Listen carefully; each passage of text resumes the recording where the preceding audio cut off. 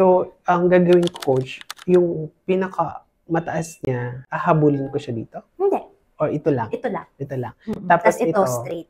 Oh my God, challenging. Okay. Sige, delete. Para makita mo yung effect niya kapag ka straight yung brows sa kapag ka arch yung brows. Dito napapasok yung round yung face, mas arch yung brows. Kapag oblong or long yung face, straight brows yung mas better. Ayan, kahit di ka na mag-brow mapping. Yan na yung medyo challenge mo. So, wag ka na mag-brow mapping, diretso ka outline. So, ang brow mapping mo nasa utak na lang.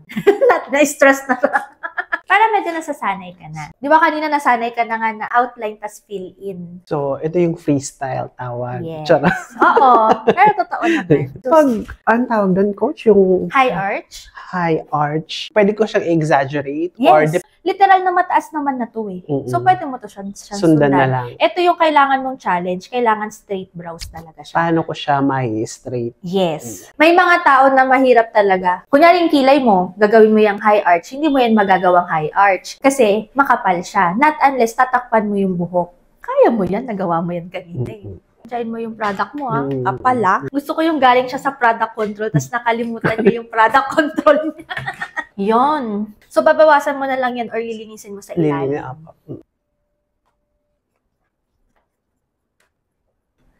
Nakakalimutan ko tumingin sa salamin. Titingin ka doon para nakikita mo yung kailangan mo linisin, yung pag-fill in mo, doon makikita lahat yan sa salamin.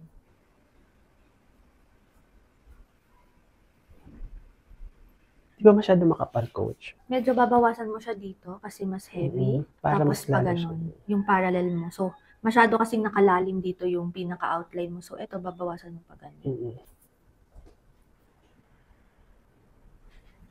Diba, dito ka na.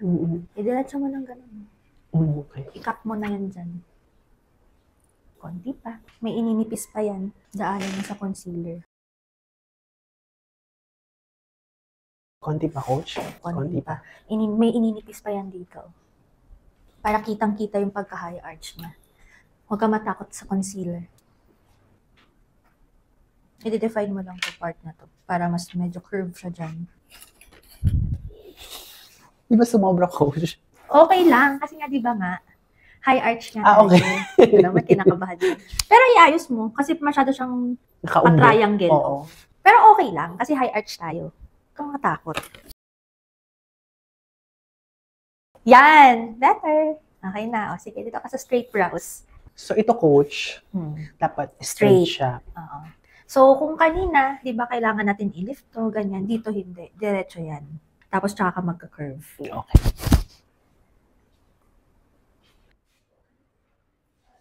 So, yung brow bone papunta sa tail, yun yung straight pa siya. Tapos, dahan-dahan mo lang ika-curve out, pa-connect dun sa tail. Yan. Tapos, dito mo na lang siya i-extend. Yan, para mas kompleto na yung look.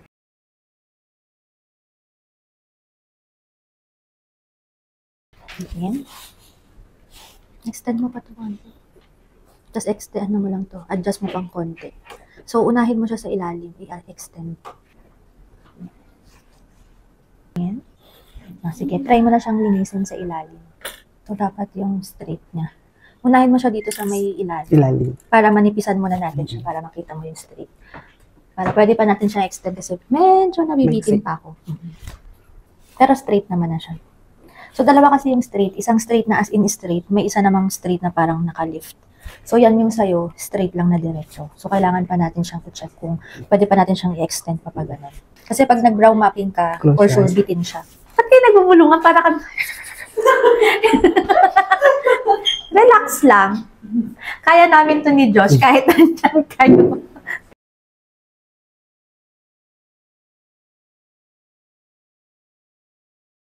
Konti pa dito. Taas mo pa konti. Ito, konti pa dito. Straight pa rin yan, coach. Yan ang straight yung nasa ilalim.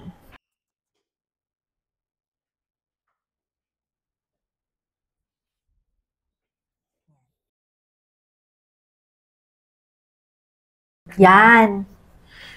Better. Tingnan mo siya ha. Yan yung kilay niya. Kapag straight, mas more lifted. Kita mo? Iba yung nagiging effect. Mabait.